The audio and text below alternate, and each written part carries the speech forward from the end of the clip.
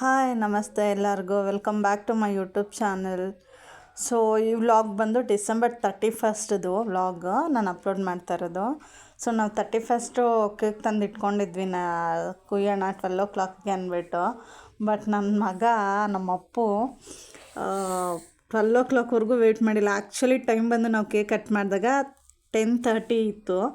So mummy ಯಾವಾಗ ಮಾಡೋದು ಅಂತ ಇದ್ದ. 12 o'clock ವೆಯ್ಟ್ ಮಾಡೋಕ್ಕಾಗಲ್ಲ ಅಂತ ಅಂದ್ಬಿಟ್ಟು ಸೊ 10:30ಗೆ ಕಟ್ ಮಾಡಿ ತಿಂದ್ಬಿಟ್ಟು ಕೇಕ್ ಎಲ್ಲರಿಗೂ ತಿನ್ನಿಸ್ಬಿಟ್ಟು ಒಂದು ಹಾಫ್ ಆನ್ ಅವರ್ 11 o'clockಗೆಲ್ಲ ಮಲಗಿಬಿಟ್ವಿ ನಾವು. ಆ್ಯಕ್ಚುಲಿ ಯಾವಾಗೂ ಅಷ್ಟೇ ಕೇಕ್ ತರ್ತೀರಿ, ಬಟ್ 12 o'clock ಯಾವತ್ತೂ ಕಟ್ ಮಾಡಿಲ್ಲ. ಇಲ್ಲ ಮಾರ್ನಿಂಗ್ ಕಟ್ ಮಾಡ್ತೀರಿ, ಇಲ್ಲ ಬೇಗನೆ ಕಟ್ ಮಾಡಿಬಿಡ್ತೀರಿ. ಸೊ ನಾರ್ಮಲಾಗಿ ಯಾವಾಗಲೂ ಮಾರ್ನಿಂಗ್ ನೆಕ್ಸ್ಟ್ ಡೇ ಮಾರ್ನಿಂಗಲ್ಲೇ Jan 1 ಮಾರ್ನಿಂಗಲ್ಲಿ ಕಟ್ ಮಾಡ್ತಾಯಿದ್ರಿ. ಸೊ ಈ ಸಲ ನನ್ನ ಮಗ ಆ ಕೇಕ್ ಕಟ್ ಮಾಡೋವರೆಗೂ ಬಿಟ್ಟಿಲ್ಲ. ಸೊ 10:30ಗೆ ಕೇಕ್ ಕಟ್ ಮಾಡಿಬಿಟ್ವಿ. ಕಟ್ ಮಾಡಿ ಇವರು ನಮ್ಮ ಹಸ್ಬೆಂಡ್ ಬಂದುಬಿಟ್ಟು ನೈಟ್ ಶಿಫ್ಟ್ ಇದ್ದರು. ಸೊ ನೈಟ್ ಕೆಲ್ಸಕ್ಕೆ ಹೋಗಿದ್ರು, ಅವರು ಇರಲಿಲ್ಲ. ಸೊ ಅವ್ರು ಬೆಳಗ್ಗೆ ಬರ್ತಾರೆ. ಅವ್ರು ಬೆಳಗ್ಗೆ ಬಂದಮೇಲೆ ಇನ್ನೊಂದು ಸಲ ಕೇಕ್ ಕಟ್ ಮಾಡಿ ಸೆಲೆಬ್ರೇಟ್ ಮಾಡ್ಕೊತೀವಿ. ಏನಿಲ್ಲ, ಸಿಂಪಲಾಗಿ ನಾವು ಜಸ್ಟ್ ಕೇಕ್ ಕಟ್ ಮಾಡಿಬಿಟ್ಟು ಒಂದು ದೇವಸ್ಥಾನಕ್ಕೆ ಹೋಗಿ ಬರ್ತೀರಿ ಅಷ್ಟೇ. ನಮ್ಮದೆಲ್ಲ ನ್ಯೂ ಇಯರ್ ಅಂದರೆ ಯುಗಾದಿ ಹಬ್ಬಕ್ಕೇ. ಸೊ ಇದೆಲ್ಲ ಜಸ್ಟ್ ಎಲ್ಲರೂ ಸೆಲೆಬ್ರೇಟ್ ಮಾಡ್ತಾರಲ್ವ, new year, first month first day ಅಂತ ಅಂದ್ಬಿಟ್ಟು. ಅಪ್ಪಗೂ ಸ್ಕೂಲ್ ರಜಾ ಕೊಟ್ಟಿದ್ದರು. ಹಂಗೆ ಅವ್ರ ಡ್ಯಾಡಿ ಬಂದರು. ಬೆಳಗ್ಗೆ ಬಂದಿದ್ದ ತಕ್ಷಣ ಕೇಕ್ ಅವ್ರ ಡ್ಯಾಡಿ ಹತ್ರ ಕೇಕ್ ಕಟ್ ಮಾಡಿಸ್ಕೊಂಡು ಅವನು ತಿನ್ನಿಸ್ಕೊಂಡು ವಿಶ್ ಮಾಡಿ ಹಗ್ಗೆಲ್ಲ ಮಾಡಿದ್ರು. ಸೊ ನೆಕ್ಸ್ಟ್ ಆ್ಯಕ್ಚುಲಿ ನಾನು ಇದು ಬುಕ್ ಮಾಡಿದ್ದೆ ಇಬ್ರಿಗೂ ಒಂದೇ ಥರ ಇರಲಿ ಅಂತ ಅಂದ್ಬಿಟ್ಟು ಟೀ ಶರ್ಟ್ಸು. ಅದು 31 ಬಂದಿರಲಿಲ್ಲ, ಹೆಂಗೋ ಲಕ್ ಅಂತ ಹೇಳ್ಬೋದು. ಮಾರ್ನಿಂಗ್ 9 o'clock ಬಂತು, 9:30ಗೆ ಬಂತು. ಸೊ ಅದನ್ನು ನೋಡ್ತಾ ಇದ್ದಾರೆ ಹೆಂಗೆ ಬಂದಿದೆ ಅಂತ ಅಂದ್ಬಿಟ್ಟು ನನ್ನ ಹಸ್ಬೆಂಡು ಮತ್ತು ಅಪ್ಪು ಇಬ್ಬರು ಓಪನ್ ಮಾಡ್ತಾರೆ. ಇಬ್ರಿಗೂ ಒಂದೇ ಕಲರ್ ಬುಕ್ ಮಾಡಿದ್ದೆ. ಸೊ ಓಪನ್ ಮಾಡ್ತಾಯಿದ್ದಾರೆ. ಅಪ್ಪದು ಕ್ವಾಲಿಟಿ ವೈಸ್ ಓಕೆ ಇತ್ತು. ಬಟ್ ಇದು ಟೀ ಶರ್ಟ್ ಏನು ತೋರಿಸ್ತಾ ಇದ್ದಾರಲ್ಲ ನನ್ನ ಹಸ್ಬೆಂಡು, ಇದು ತುಂಬ ಚೆನ್ನಾಗಿ ಬಂದಿತ್ತು. ಕ್ವಾಲಿಟಿ ಕೂಡ ತುಂಬ ಚೆನ್ನಾಗಿ ಬಂದಿತ್ತು.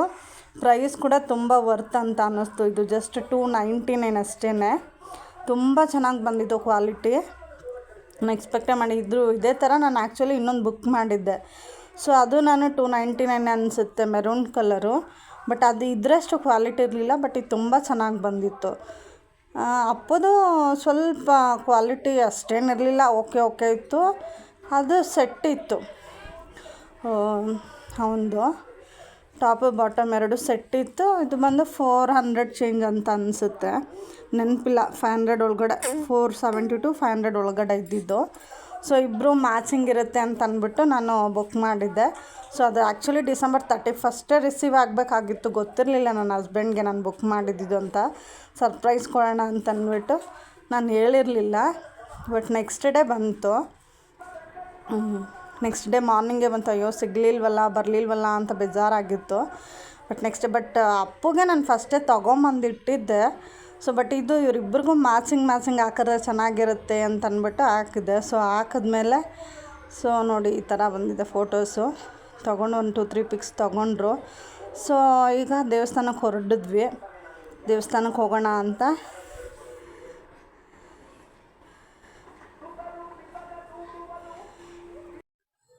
ಸೊ ಎಲ್ಲೂ ದೂರ ಏನೂ ಹೋಗಬೇಕು ಅಂತ ಏನೂ ಪ್ಲ್ಯಾನ್ ಮಾಡ್ಕೊಂಡಿರಲಿಲ್ಲ.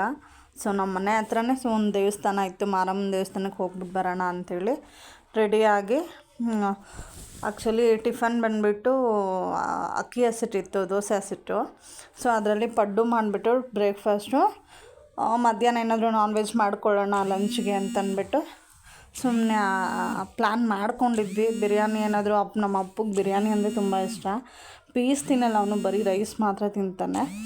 ಸೊ ಪ್ಲ್ಯಾನ್ ಮಾಡ್ಕೊಂಡಿದ್ವಿ ಮಧ್ಯಾಹ್ನ ಲಂಚಿಗೆ ಬೇಕಾದ್ರೆ ಏನಾದರೂ ನಾನ್ ವೆಜ್ ಮಾಡ್ಕೊಳ್ಳೋಣ. ಸೊ ಆಲ್ರೆಡಿ ಎಲ್ಲ ಇದ್ದಿದ್ದು ಲೇಟ್ ಆಗಿತ್ತು, ದೇವಸ್ಥಾನಕ್ಕೆ ಹೊರಡೋದು ಲೇಟ್ ಆಗಿತ್ತು. ಸೊ ರೆಡಿ ಆಗಿಬಿಟ್ಟು ದೇವಸ್ಥಾನಕ್ಕೆ ಹೋದ್ವಿ.